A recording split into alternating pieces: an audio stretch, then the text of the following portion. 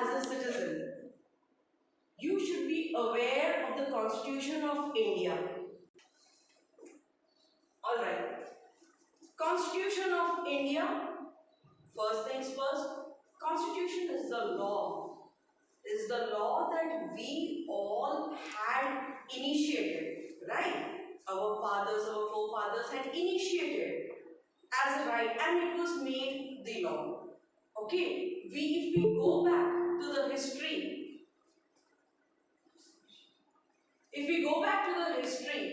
the Dandi March, the Salt Satyagraha, Swadeshi movement, Khilafat movement, what not movements our freedom fighters had initiated to bring independence to India. But during this struggle, we all united, we fought against the Britishers. However, we saw communal violences, we saw people fighting with each other in terms of religion, because India is a diversified nation where so many religions live together. So there was a need to frame a draft constituting of laws, what is right, what is wrong, and if this law, if we do not abide by the law, what could be the repercussions to it?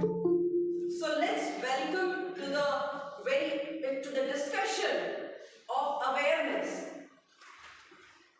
I request all of you to post your questions in the chat box. Everybody, please post your questions in the chat box. Understand that law is the most important tool and we have to implement it. Tomorrow you are going to elect, you are going to vote, and that person should be a sensible person who makes the law amended. Our constitution is the most rational one. The draft is the most rational one, which can be transformed time to time.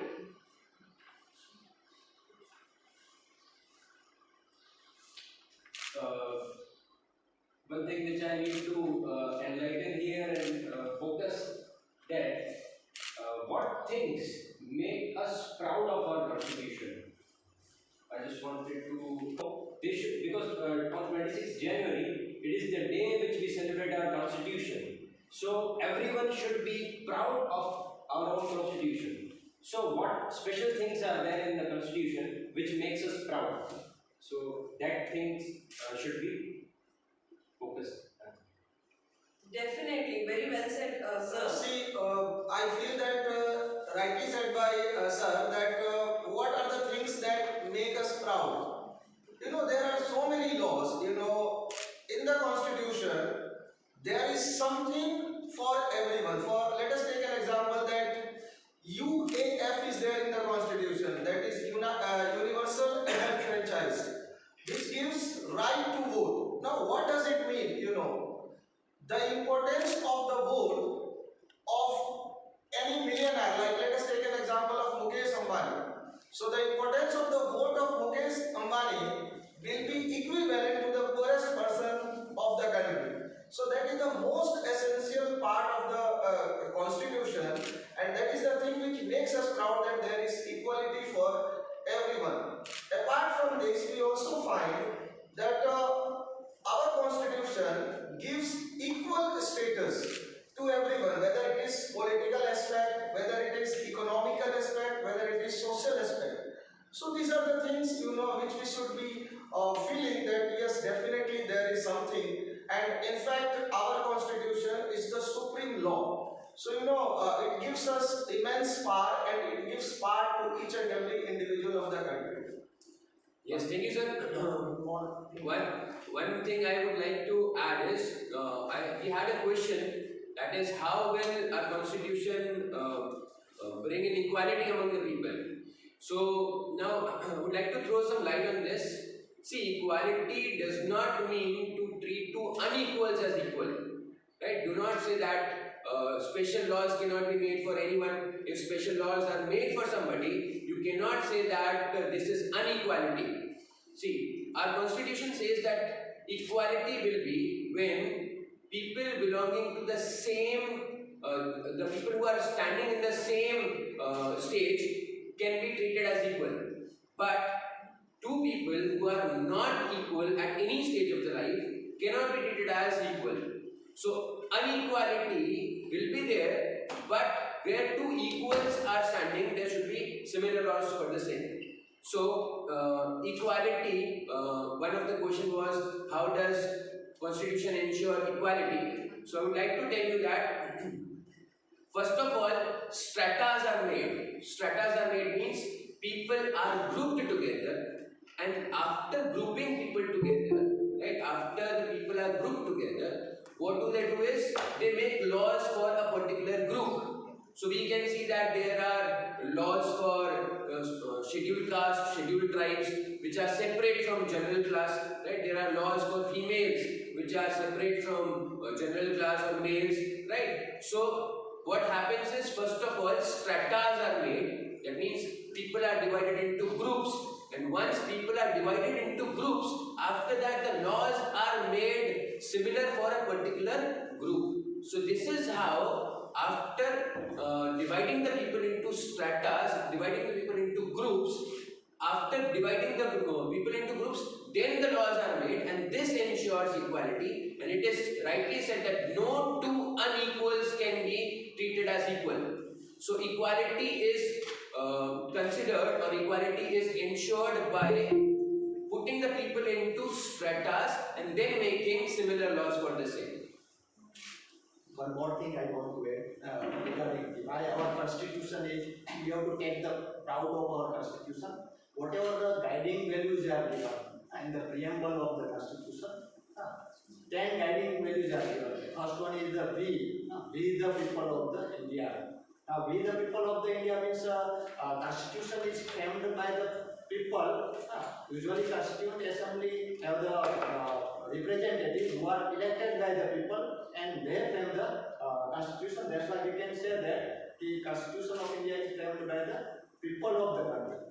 Second, the sovereign. India is a sovereign country. India is a sovereign country means no any external powers take the decision. The people of the country, they themselves take the decisions regarding the personal matters. Third guiding value is the republic. India is a republic country. Republic country means the head of the state should be an elected person. It is not a hereditary positions like the king. India is a democratic country. Democratic country means the people's demos means people, and presi means rules, means the government which is elected by the people, or people start ruling over here. And India is a democratic socialist country. Socialist country means the wealth is generated equally and distributed. Okay, so whatever the guiding values are given, these are the main essence of our constitution. Let us take this example. Like sir said that sovereign power. Yes, sir. There is sovereignty means what? There is an absolute power which lies in the hand of the people, right? Like let us take this. Let us compare this with that monarch. So what is there in monarch? In monarch we are finding despotism. So that is the main thing which distinguishes that democracy with that of the monarch. Because here we are finding absolute power of the people. So everything lies in the hand of the people. It is the people who will decide what they have to do, how they are to be ruled. So this is the best part of the democracy, best part of constitution, that we are going to decide that how we are going to be ruled. Same thing we don't find in case of despotism or in case of monarch. So that is what our constitution gives us, that we are the people, we should be ruled the way we want to be ruled. Really sorry to say, sir, there is something I have which is opposing, and I also regret that why it is opposing that, because this thing really opposes our Sanatan civilization, Vedic civilizational ethos. Somewhere in the 10th Adhyaya of Gita, Bhagavan Krishna says to Arjun that Manushyo mein Raja main hu.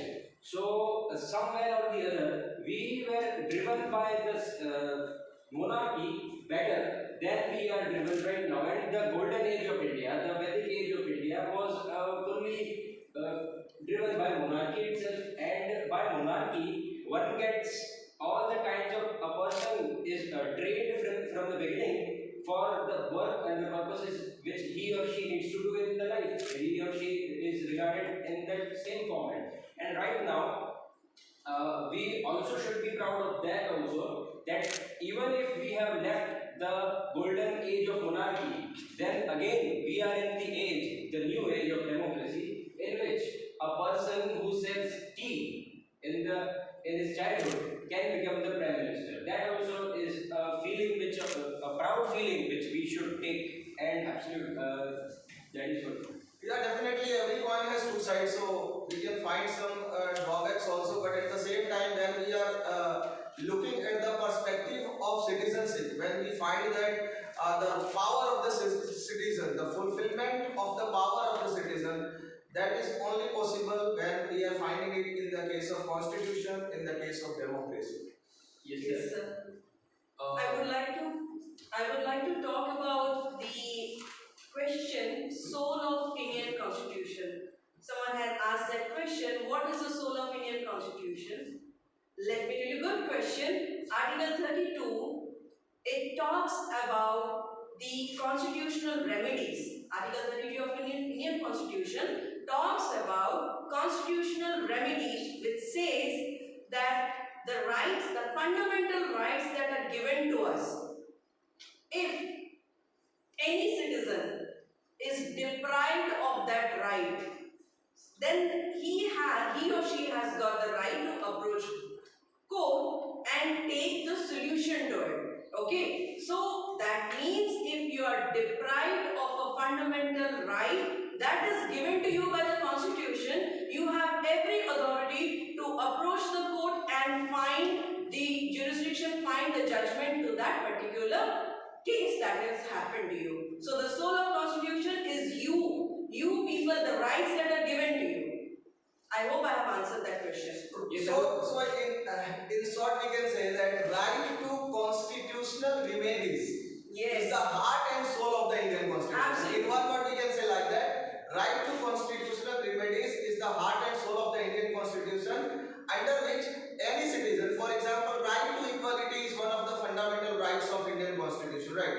So, for example, Mr. X is there and he is deprived of that right to equality. So, in that case, what he can do? He can knock the door of the jurisdiction, like whether it is High Court or whether it is Supreme Court. So, this heart and soul of Constitution, right to constitutional remedies, it gives him that right. It gives right to Mr. X. I would like to add, sir. One of the question was, now the question arises is, what remedies are available, right? One of the questions were, what are the 5 writs, right? So let me throw some light on the writs. Once your fundamental rights, you are deprived of your fundamental rights, what happens is, you can directly knock the door of High Court, or you can directly knock the door of Supreme Court, and you have 5 writs. You have 5 writs. The names are very technical, but I would still like to throw some light on it. Number 1 is habeas corpus, right? Number 1 is habeas corpus. Habeas corpus says that nobody has the right to confine your liberty, right? Your freedom, your liberty, your bodily liberty cannot be confined without any reason. Number 2 is mandamus. Mandamus is to command, right?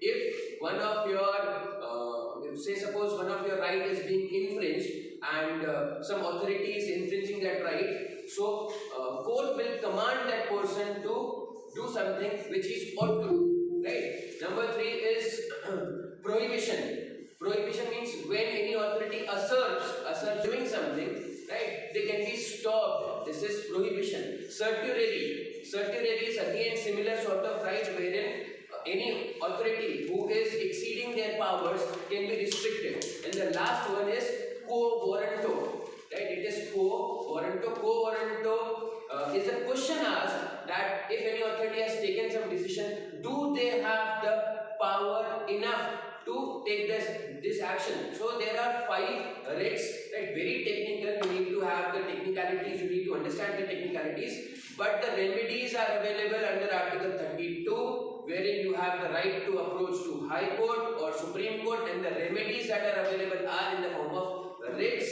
and there are 5 writs. Okay, so I hope I've answered the question of what are the writs. And sir, as you said very well about the rights, and sir, you added in that. Sir, this is the 8th standard textbook of social science, politics, and the 9th standard textbook and the 8th standard textbook is this textbook is quoting the fundamental rights and the enshrinement of fundamental rights nearly for 14 to 15 times. In the 9th standard textbook also the same thing is there, the rights are focused. So we can easily say that Constitution is fully focusing on the ensurety of the rights of a citizen. That is a good thing, it should be there. But instead of that, in front of that, where are the duties of the citizen, and how the Constitution ensures the duties of the citizen? The duties, we can say that the dharma. So we cannot translate dharma as religion. Dharma means the righteous duty of the place wherever you are as a teacher. What is your dharma? What is your duty? एक पुत्र धर्म क्या है, एक पिता का धर्म क्या है, like that. So एक देश के नागरिक होने का धर्म क्या है, आपकी ड्यूटी ऐसी क्या है. So there are various duties which are mentioned. I think that those are only mentioned there. How the Constitution enforces those duties, that I think is to be taken care of, sir. And that I think is a very less just demand for their rights. They just वहाँ पे आंदोलन शुरू हो जाते हैं, and they just they are doing a freedom struggle against independent India. I repeat, they are doing freedom struggle against the independent India. हमें चाहिए आज़ादी. मतलब what they need, what they want. I think everything is there with them. Whatever the need is there. But I don't think that need will be taken care of or fulfilled until and unless they will be aware of their duties towards the nation. And wherever the जब rights का जब इतना ज़्यादा glorify rights को कर दिया जाता है, then the Sanatan ethos, the Vedic ethos are deteriorated. जैसे कि हमने तो ये बात कही है, हमारे तो यहाँ पे यही बात है, मानी जाती है कि जब भी अधिकार की बात आती है, कि जैसे ही तो सनातन कहानी भी यही बताती है कि जब कई ने अधिकार मांगा कि भरत का ही कभी भी किसी के भी राइट्स एंड वी, और यही जो सनातन एथोस है वो हम अपनी फैमिलीज में हम लोग अपने बच्चों से अधिकार नहीं मांगते शाम को घर जाके कि अरे मेरा भी तो अपना फ्री कर रहे, तेरे साथ मैं खेलूं क्या, मेरे पास टाइम नहीं है, मेरा भी अधिकार है फ्री रहने का, आराम करने का, मैं आराम करूंगा अभी, ऐसा मेरा अधिकार है आराम करने का. वहाँ पे हम अधिकार नहीं मांग रहे, वहाँ पे हम अपना कर्तव्य दे रहे हैं. नहीं, मेरे बच्चे को मेरे को टाइम देना है तो मैं भले थक गया हूँ तो मैं उसके साथ खेलूंगा. This is the duty. धर्म है ये, पिता का धर्म है ये, पति का धर्म है. This is the duty which is sorry to interrupt you, sir. Actually, Janvi has put one question. See, Janvi, I think I can give answer of this question. You are talking about the I think situational reservations. I think that is the thing. See, when we got our Constitution on 26th January 1950, that was the need of an hour. In fact, that was the time when the depressed class people, means that time SC STs were called depressed class people. Yes, the word to be noted down.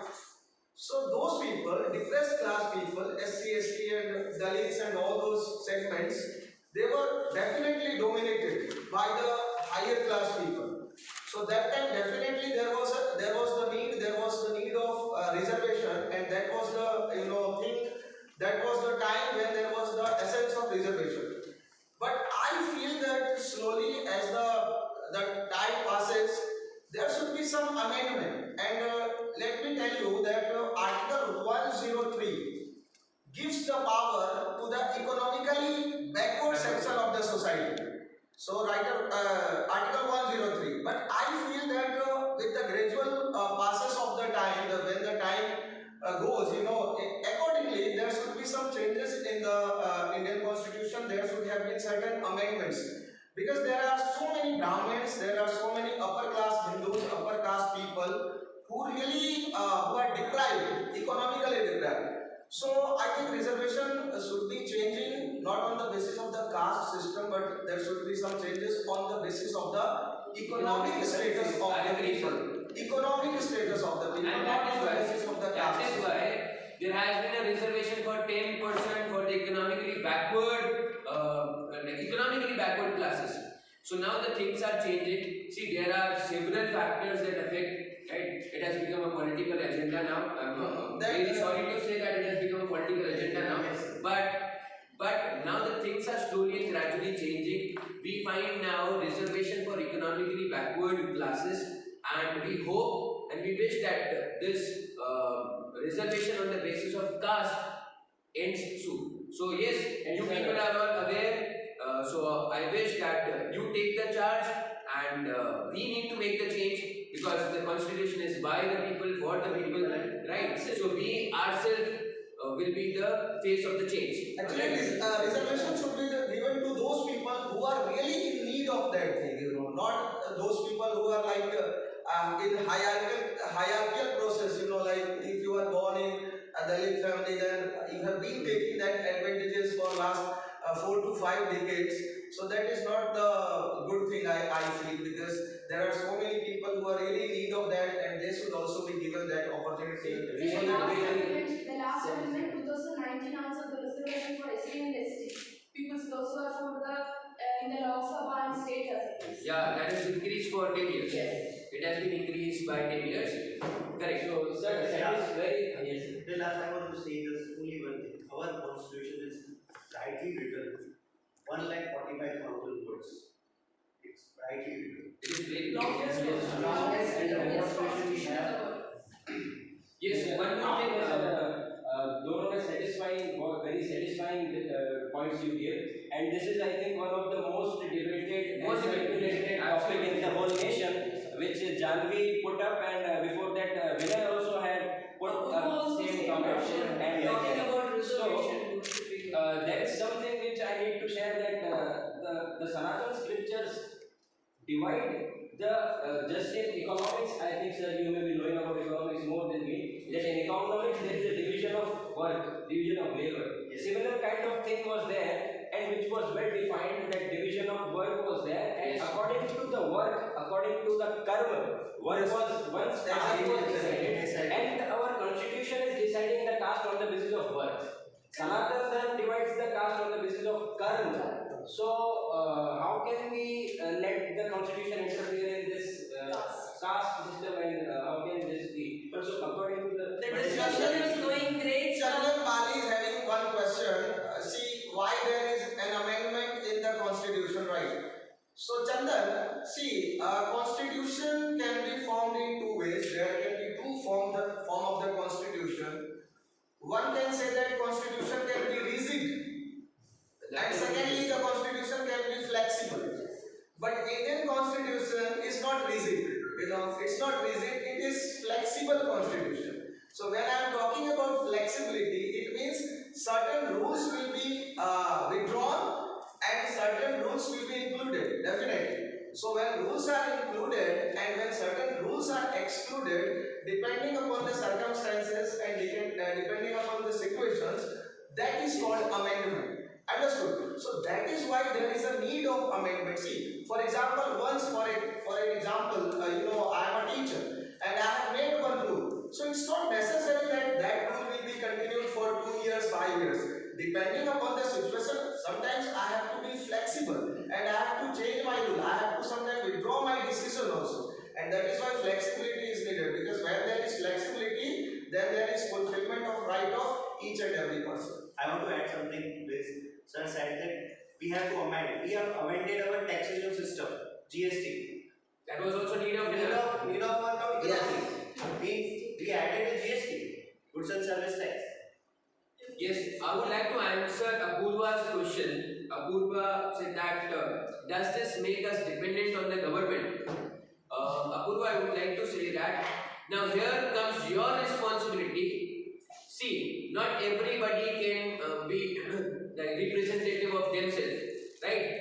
What our system is, what our political system is, that we need to appoint our representatives who are going to represent the people in the parliament, right? So this is how we need to be very vigilant when you go for your votes, right?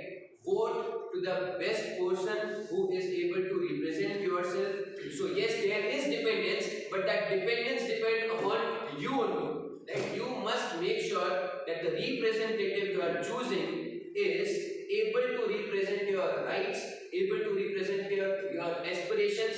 So if you are dependent on those people, you must be very vigilant while selecting those representatives. As you said, so the constitution can also ensure that the government are providing proper education to those classes instead of giving reserved seats. Yes, definitely, you are Apura, you are correct, and we do have the right of education, right? We know we have this elementary education as compulsory. See, things have to be changed. We do not say that our constitution is it is absolutely perfect. See, one thing is very clear: we cannot say that it is errorless.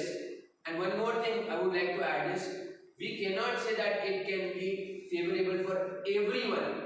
Right? It is definitely going to favor someone. It is obviously favor for someone could be deprivation for someone. I agree to this fact. We need to create a balance. Right? This is all about whether it is life or it is a nation or it is a constitution or it is a law. We need to create a balance because favor for one would be unfavorable for other. There is a policy of right to education. I would like to add further with the point of Manisha. That is, if you note down NCF, that is National Curriculum Framework, and if you add up NEP, that is National Economic Policy of 2005, what is there in that? That is Sarva into single inverted comma Sarva Shiksha Abhiyan. And what is Sarva Shiksha Abhiyan? What is the slogan? Sab padhe, sab badhe. That is the slogan given under that Sarva Shiksha Abhiyan. So definitely government has been thinking about that, and government has been putting its sincere effort in order to boost the education segment of our country. And definitely very soon I think we will be like literacy rate will be by 100% in India. 2002 also there is an amendment, free and compulsory. Yes, free and compulsory education. Yes, up to the age of 14. 14. Yes. Yes, Chandan, you can speak, Chandan. One of the questions asked is the government misuse the power of the constitution? Misuse the power. One of the question is asked. The government misuse the power? Many times happened that in India during the time of 1977 we have seen emergency. Emergency, yes. You might know. During the time that Indira Gandhi was the prime minister, at the time she imposed the emergency. That was the violations of whatever the laws are there in the constitutions. But directly we cannot say that the government misuse the constitution because we have a check and balance system, means power sharing arrangement. The power is shared between the legislature, judiciary, and executive. So if any organs of the government misuse the power, then other organs stop. Yes. Yes, one question was asked, can president have the power? Right?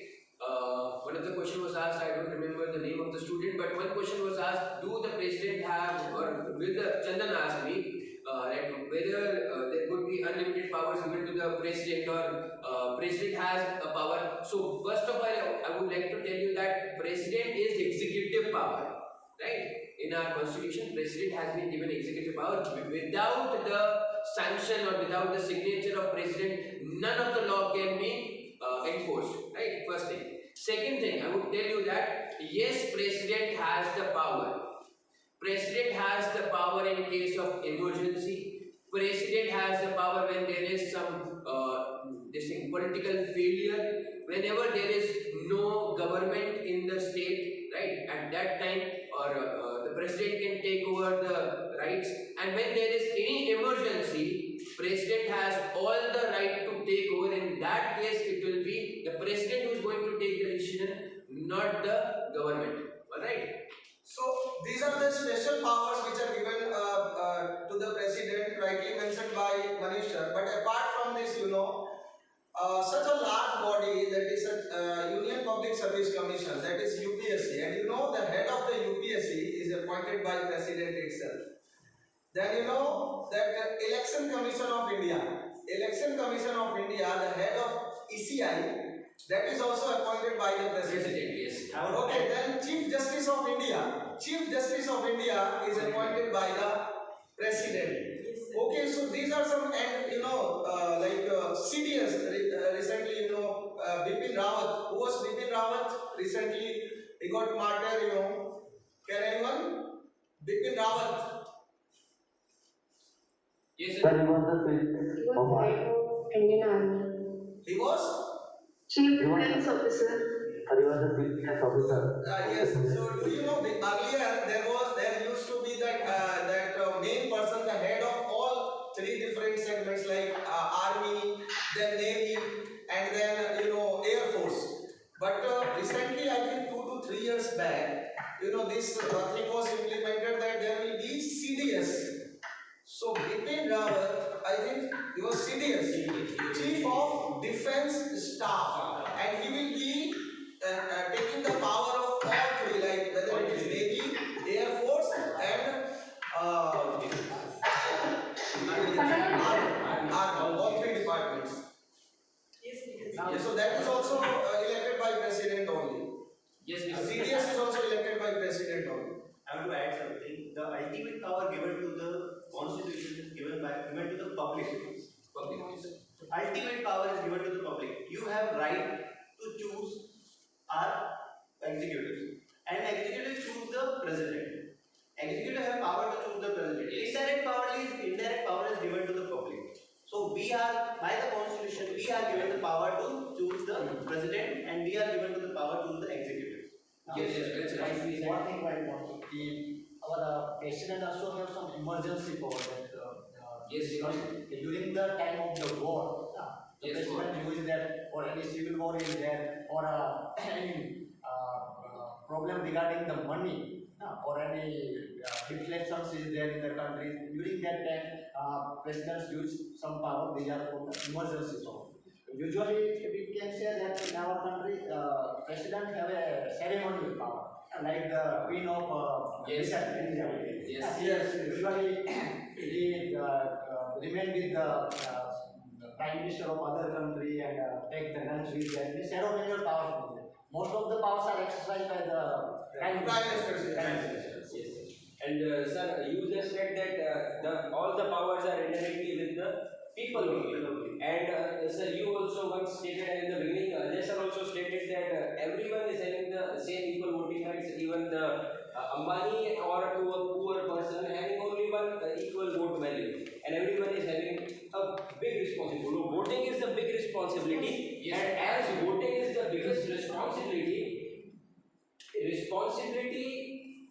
is not just to be given to everyone, but here we are giving it to everyone. But here we need to see our topic also is citizen at the forefront of the constitution. But we have to.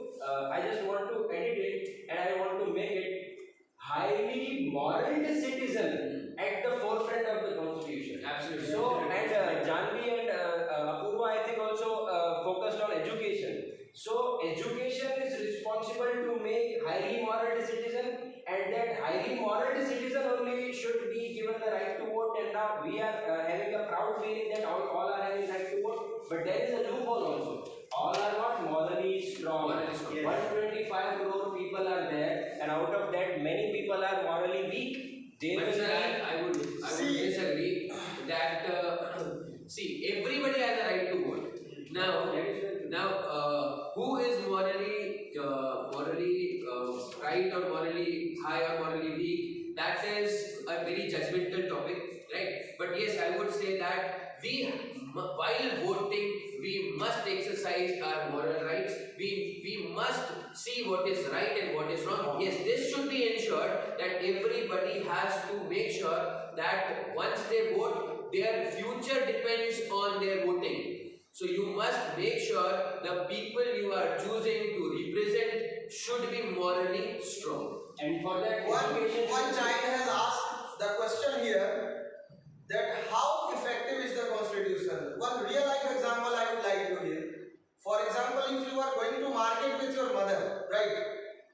Now what is happening? Mother is just purchasing one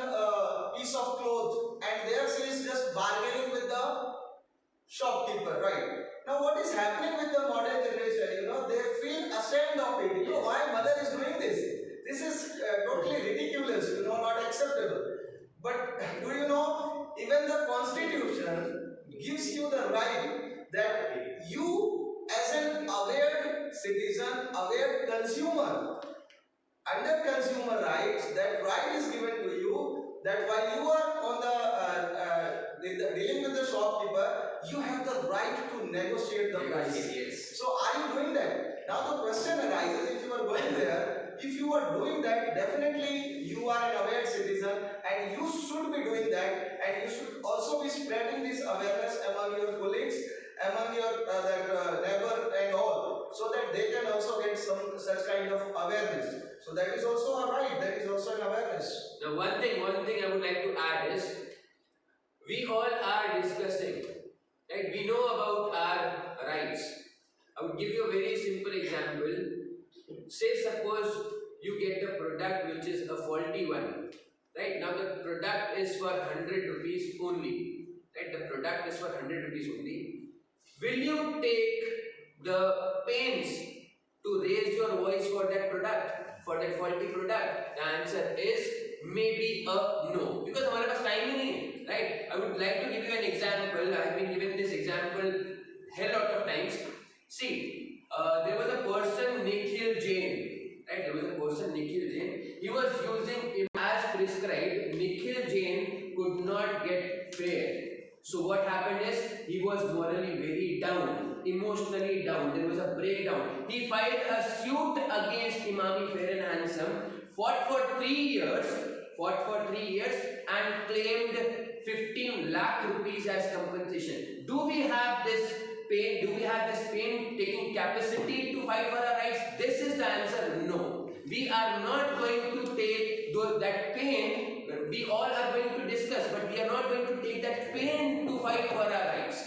He fought for his right. He got the this was out of the way. What do you say, Sujan sir? Do we take the pain to take charge of our rights? No. We might get okay. हमारा नसीब है, हमें नहीं मिला तो नहीं मिला.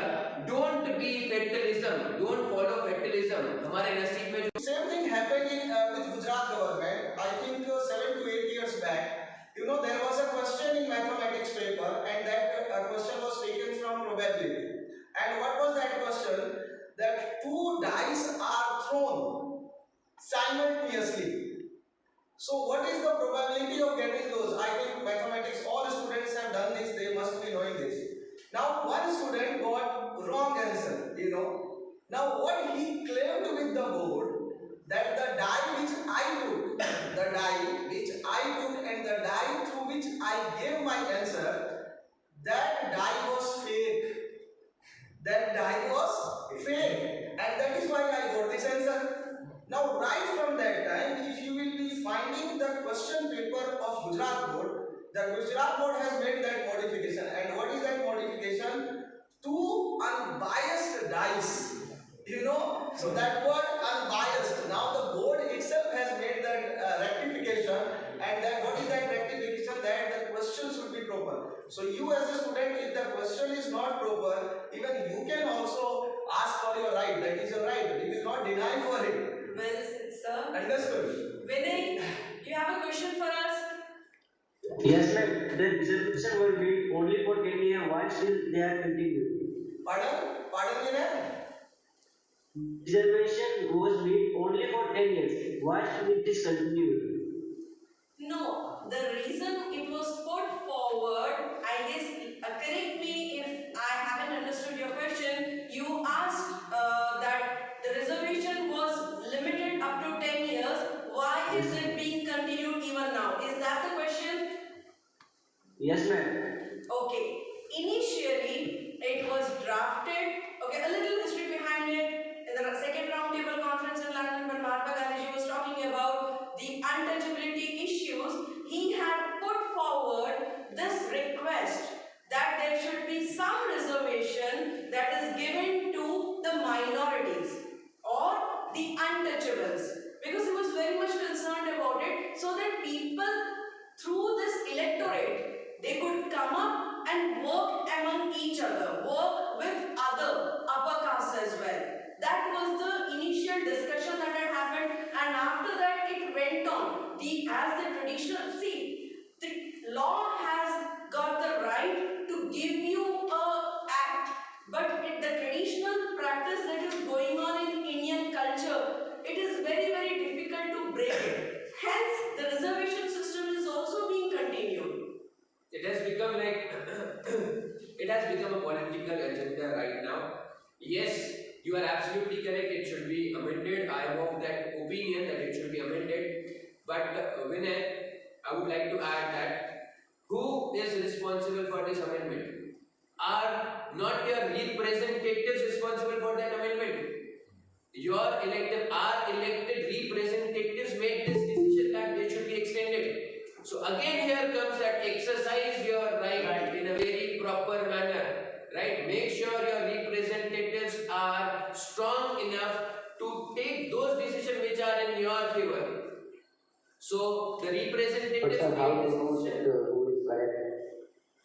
पहले तो हमें फिर उसके लिए एक बार चूज होना ही पड़ेगा ना, जैसे हमने किसी को चुना और फिर वो गलत निकला तो कहेंगे अरे ये तो गलत है, फिर अगली बार इसको नहीं लेंगे, फिर अगली बार इसको लिया पता चला वो भी गलत निकला तो Beta, your voice is a little unclear and Prashant, please repeat the question. Election के बाद अगर जो इलेक्टेड मेंबर है वो गलत निकला, फिर हमने 5 साल Beta, see, it is a trial and error. It is a trial and error. You एक बार गलती हो गई, दूसरी बार उसको मत रिपीट करो. Right? See, we cannot हाँ expect. तो जैसे हमने एक बार किसी पार्टी को वोट दिया और फिर वो गलत निकली तो फिर हम अगली बार उसको नहीं, सर एक बार चूज होना जरूरी है उसके लिए, ऐसा कुछ नहीं है पहले पता हो. Aware about the no tag. If you have not give the vote, then you can use the no tag, Not to vote at all. Yes. You have a choice. You can Sir. pick the no. Yes or no? Sir, according to the Constitution, those things are not होती, ऐसा क्यों? Sorry? Sir constitution के हिसाब से सिर्फ 2 seat Anglo Indian के लिए होती है सर, लोकसभा के अंदर. According to Constitution, 2 he seat किसके लिए होती है? Anglo Indian. Anglo Indian Anglo Indians. For Anglo Indians. Yes sir, only 2 seats are reserved. Yes. Now, I'm not very much. Yes, aware there of are that. 2 seats, but what is your question exactly? Why are there only 2 seats? Yes sir. Because see, it is all about the representation. How many people are there? Anglo Indians Right? are there. How many Anglo Indians are there? Accordingly, the representatives are decided. Right? So Anglo Indians हो सकता है कि उनकी population इतनी ज़्यादा नहीं हो, जिसकी वजह से सिर्फ उनके 2 ही representatives आ सकते हैं. So it is all about how many people, how many diversities are there. Actually, seats are decided on the basis of the proportion, on the basis of the population. Population is. UP had the highest seats. UP has the highest seats because UP has the highest population. Yes. out of 545 seats, Lok Sabha seats, 543 seats are for the Indians, because in the relatives, because their proportion is more. And only 2 seats are reserved for the Anglo-Indians. Same thing you can find for the Lok Sabha seats. Like if you see, it's West Bengal, it's Uttar Pradesh, it's Maharashtra, it's Bihar. So these are the 4 states which have the highest number of Lok Sabha seats. Why? Because these are densely populated states. So when it comes to reservations, this is also very practical that the government doesn't want to lose votes of those section of society. That's why it has been continued till here. That it has become a political issue and it will take time. Like it's not like the thing that it will be within just one day or within 1 month. Every party which is selecting its candidate to be the face of that location, that constituency, is having an Excel sheet based on the population divided in the category of the caste. This Whichever is called caste caste in is more, politics. caste in politics. This is called caste In in that Excel politics. sheet, if the caste of Yadavas is more, then the candidate will be the Yadava face. And on the basis of that, they get the votes. This is the system which is to be changed somehow. See, there are customs. Customary pressure is always there in our country. Caste force is always there is always present in our country. So yes, this must be changed. But again, all the factors come around, are we ready to change? Yes. Right? Can we be the face of the change? Yes, it should be changed. The old mythologies should be changed. The old ideologies must be changed. It is very essential for the development. We all say that change is the essence of life. Yes, it has to be changed. So the question is, are we ready to become the face of the change? Apurva, I hope you get the answer. Vinay? Yes, Sir, yes, sir. Sir, so what would be some of the basic consent in society, some basic rules in society such that gave everyone a reason to follow along with that? it's we as a citizen of India, we should be aware of our right. Suppose if we are given the right to freedom, we need to know the limitation behind it. What should be spoken and what not should be spoken. So it's we as an individual, we as a citizen of our country, we should frame and we should understand that right. See, two of the rights I would like to highlight here. Drishti, see, we have been given a right to speak, right? The problem is everything, whatever is happening just because people do not exercise their right to speak. अब अगर कुछ गलत हो रहा है and everybody starts speaking about it, don't you think that there would be this would make a very difficult situation for the people who are misusing the rights that are conferred on them? You must exercise your rights. Speak up whenever you find that there is something wrong going on, right? Because you have elected them, you have the right to say them that you are doing it wrong. So one thing is right to speak, right to express your views, and number two is exercise all your rights. If you are exercising all your rights, yes, Vinay, just a minute. If you are exercising all your rights, I don't think that anything wrong is going to happen with you. Yes, Vinay, speak up. Sir, my question is why we are following blindly the moral of undesirable secularism? Why are they following? Why are we following? First of all, we should not be saying that No, undesirable, sir. like you mentioned the word undesirable secularism. You know, No. Yes, sir. in the constitution, it is mentioned that India is a secular country. Definitely, secularism is what? All caste, all religion You can can practice live in the anything. country without any interference. Like all religions can enjoy their festivals the way they want. So I think secularism is somehow the component of the country, the chief component of the country. But at the same time, I will also stress that sometimes secularism is misused in some different ways. So that should be stopped. If it is just misused or if it is just taken in other form or taken in the negative form, then we can say that in that sense it can be called undesirable. You might be essence of the I would like to repeat my question. where you Why might we are following, listen my question. Why we are following blindly the moral of undesirable secularism? How can we constitute a religious state which is ordering its followers to kill the people of other religions? No, whether you might be telling this if you might have experienced something or you might have heard some news where secularism word or the concept of secularism might be used as a weapon to protect something or someone and like that probably, but that purpose should be stopped and not the concept like that. Yes, exactly. And moreover, the states of India, each state of India, if they are representing some members, they have the right to support their people. Okay, each state supports their people. Hence, yeah, the constituents they support them. So there is nothing wrong in telling that it doesn't mean that each religion is actually given importance and they have got the rights to take power in their hand. Yes, And Prashant, one more Prashant thing wants is to say there. something. Prashant. 30 to 40% of the people in India, they are just migrating within the country itself. Like people of Bihar, they are living in Gujarat. People of Gujarat, they are living in Maharashtra. Now, what happens if this secular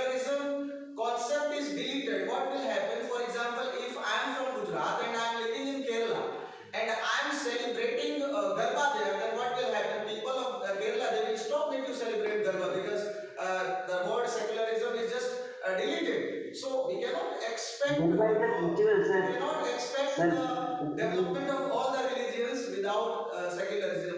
But why, Vinay, why you are mentioning this word? I understood it because somehow we have found that political parties, they are just misusing this secularism, this secular word in a different way, and that is why the word secularism is being polluted. So that is the reason. We don't have that any official religion. Okay, so in India, all the religions are equally treated. See, we should educate people that every. I was talking about India. In India, other countries' religions are and decide, and they live in India and follow their own religion. But you are saying Mumbai in Kerala and Dharma is festival, not a religion. And that is okay in India itself. But other countries people come in India and follow their religion, that is secularism. And why we follow the secularism in such a way? See, this is the basic character of our country. See, this is the basic character. See, when I hope I have understood your question right. Is yes. When I hope I am ready to or I have accepted your question, and this is why do we follow the concept of secularism blindly? You mean to say that? Yes, sir, exactly that. See, beta, do you know what is the origin of any law? The origin of any law, one of the origin of any law is the social customs, right? And see, it has become customary. You might be aware that we have Hindu personal law which is separate, we have Muslim personal law which is separate, we have Christian personal law which is separate, right? So, in India, we consider caste as a very great thing. We feel proud on the same, right? So this is the reason why we are following the rituals, the customs of our religion, and we have great faith on the same. Whether it be right or whether it be wrong, this could even, if the things are wrong, this could eventually be, you can say, eventually be removed by proper education, by proper understanding about what is morally right and morally wrong. So there needs to be a change. Yes, one more thing is there, like India is a highly diversified country. Yes. You all know, and we find this diversification mostly among the religions, mostly among different castes. Now the question arises, how we are going to accommodate all these diversities? So this accommodation is only possible through democracy, through secularism. Because you have to give privileges, you have to give importance to all castes, to all segments. And if you are not giving that, you are not accommodating the social diversity. So I think in order to accommodate social diversity, there is a need of democracy, there is a need of secularism. And Rigved also says that एकम सत्यम बहुधा वदंती, सत्य एक ही है और विद्वान उसको अलग अलग प्रकार से अलग अलग मार्ग से उसको जानते हैं. And सर्वधर्म, this is, I think, is the translation of सर्वधर्म संभाव only, which was also the claim and the announcement and the proclamation of the ancient scriptures. I want to add something. I want to add about the Sardar Patel. Sardar Patel ने एक साथ 500 जितनी rash हो तो एक साथ मिलाया है. तो उसने 500 जितनी रैश हो तो एक साथ मिलाया है. तो सेक्युलरिज्म तो हो गई ना. इतनी सारी रियासतों को एक साथ मिलाना. ये सेक्युलरिज्म आएगा. थोड़ा बहुत तो रह गए. Exactly, sir. So this, we can say in one line that India is a land where we are living with freedom. We have the right to live. We are free of any fears. Irrespective of the fact that we belong to any category. Correct. And when it was started with the proud feeling, we also should be proud that India is a land which is having the maximum number of religions are there available in India. People are the natives and citizens of India following various kinds of religion. I think no religion in the world is there which is not in India. Yes, we would like to conclude this discussion with one last question, Prashant. Over to you. Well, is there any unique feature which in India which makes it different from other countries? Yes, absolutely. There are so many different features. For example, we had talked about the nations that are there in India. Like, there was one question about Anglo-Indian, which stated that why there are only two persons selected. So that is because each nation, there is no Anglo-Indian state in India, right? Like that, there are so many different features that are studied from each state of India and then written as per the people living in that state. Of course, we have taken suggestions from the French Constitution. We have taken we are inspired from different constitutions as well. American Constitution, French Constitution is more or less similar to Indian Constitution as well. However, being India, a diverse country, so many religions living together, we have a different frames, the unique as well. Yes, Prashant, I would like to add. See, Prashant, you might be knowing this fact since you are the part of this discussion. You might be knowing this fact that it is the biggest written constitution, right? India is the biggest written constitution. I would also like to add that India's constitution is not the biggest one.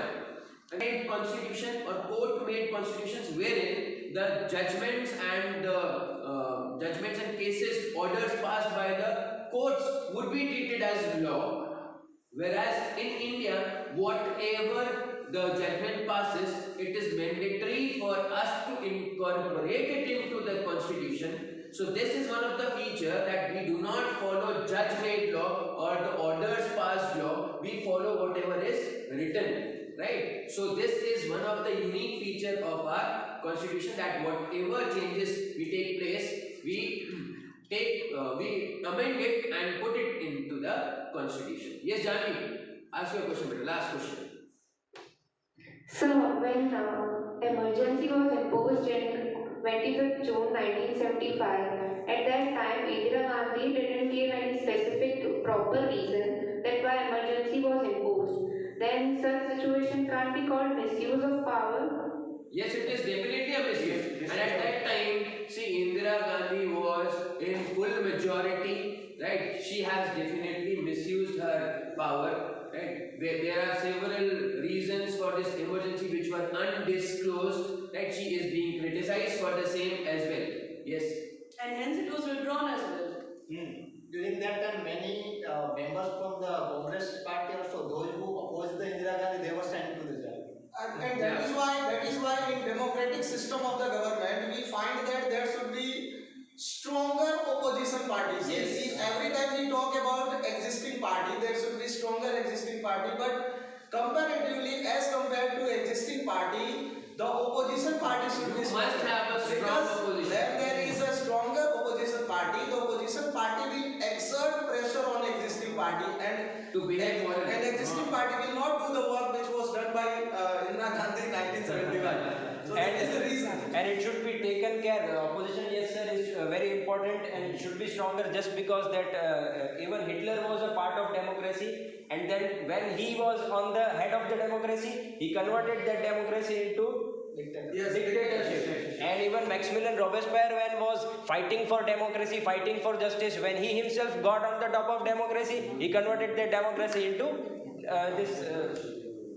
Please, Mr. John, you are Constitution has something written for everyone, and it's the world's latest constitution.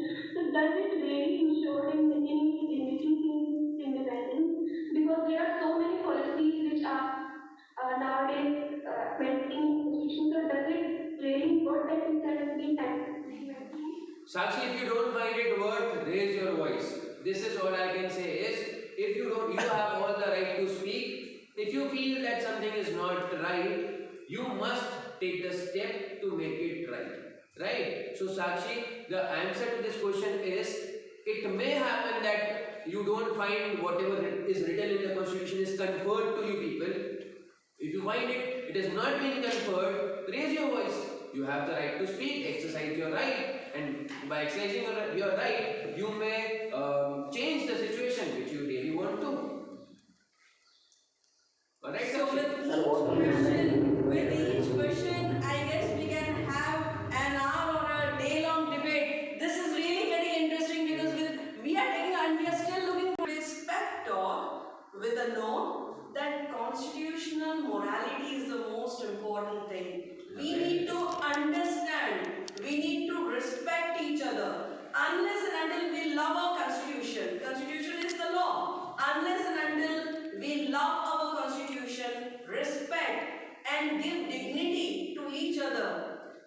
couldn't make it a better place. So with this, I would like to conclude with a Gandhian thought which says that you can change the world. Okay? You can change the world gently. Okay? That means you can shape the world gently. I hope. Yes, children, since we are celebrating Azadi ka Amrit Mahotsav, so on this occasion, one interesting fact I would like to tell you about Indian Constitution. You all know that Indian Constitution was fully completed on 26th November 1949. But you all know that Republic Day is celebrated on 26th January 1950. So why there was a lag of like 2 to 3 months? So there is an interesting history behind that. I will take 1 minute and I will conclude it. If you go to 1929, 1930, Lahore session of Indian National Congress. Purna Swaraj. Yes, in that that Purna Swaraj was there, and all leaders, all Indian leaders, Congress committee members, and the members of INC, Indian National Congress, they had concluded that they will have Purna Swaraj on 26th of that year 1929. And let me tell you interesting fact that on 26th, that was Sunday. Yes, that was Sunday. But due to certain policy of the Britishers, we could not get Purna Swaraj on that day. That was 26th, and that is why and that was 26th January 1928. So in order to cherish that that particular day, 26th January, because that was people were becoming nostalgic, Indian leaders in 1949. They just kept that day 26th January instead of 26th November, because every Indian, every person wanted to cherish and enjoy and have the importance and remembrance of that day. So that is why it was kept on 26th January 1950 instead of 26th November 1949. So that is also one of the interesting facts that you should be knowing. Yes, sir. That feeling also encompasses the patriotic feeling, and that then is all about students, patriotic feeling, yeah. and then students, now at the end, if you are wanting to change anything, you are finding you are the citizens, you are on the forefront of the constitution, and you should have the power to drink the ocean of poison. You are the forefront of the constitution, you are the face of the country, you should be able and you should have the power to till the land of change which you want. And see, now you are going to With the future citizens of the country. reach the age of 18, wherein now you will be getting the power, right? Now we shall share the power. We already have the power, but we might not be very much efficient to make the changes. So we would like you people to join us after 18 and use your power together with us and make the change. Yes. Alright? I would like to make a special mention over here for the unsung heroes behind the pep talk, Mr. Dhiren sir. Mr. Dhiren, who has